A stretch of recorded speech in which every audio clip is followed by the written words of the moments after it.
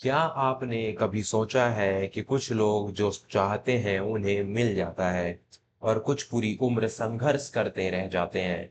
आज की ये आध्यात्मिक कहानी आपको उस जादुई चाबी के बारे में बताएगी जो हर बंद दरवाजा खोल सकती है। एक बार एक बहुत बड़ा सम्राट अपने महल की बालकनी में खड़ा था। उसने देखा कि महल के नीचे एक फकीर जोर जोर से चिल्ला रहा है, जो चाहोगे सो पाओगे, जो चाहोगे सो पाओगे। राजा को बड़ी हैरानी हुई। उसने फकीर को ऊपर बुलाया और मजाक उड़ाते हुए कहा, फकीर बाबा, क्या सच में जो चाहूंगा वो मिल जाएगा? मुझे तो इस वक्त इस पूरे जम्बू द्वीप एशिया का एक छत्र राज्य चाहिए। क्या तुम दिला सकते हो? फकीर मुस्कुराया और बोला, राजन, मैं दिला सकता हूँ, पर क्या तुम्हारे भीतर उससे पाने की तड़प और एकाग्रता है? क्योंकि ब्रह्मांड केवल उसे ही देता है जो पूरी आत्मा से पुकारता है। फकीर ने राजा को एक छोटा सा प्रयोग बताया। उसने कहा, आज रात तुम केवल एक विचार पर टिके रहो कि तुम सम्राट हो। बीच में एक भी संशय मत आने देना कि क्या यह सच होगा।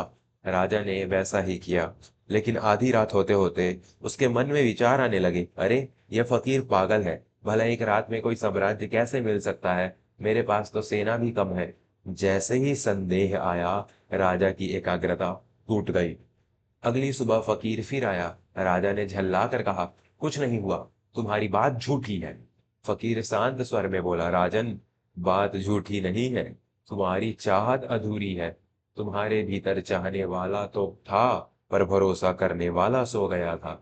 जब तुम कुछ चाहते हो और साथ में शंका भी पाल लेते हो, तो तुम ब्रह्मांड को दो विपरीत सिग्नल भेजते हो। एक फल शून्य हो जाता है। फकीर ने समझाया, तुलसीदास जी ने भी कहा है, जेही के जेही पर सत्य सनेहू, सोते ही मिले न कछु संदेहू। जिसका जिस जिस पर सच्चा स्नेह चाहत होती है, वह उसे मिल ही जाता है, इसमें कोई संदेह नहीं है।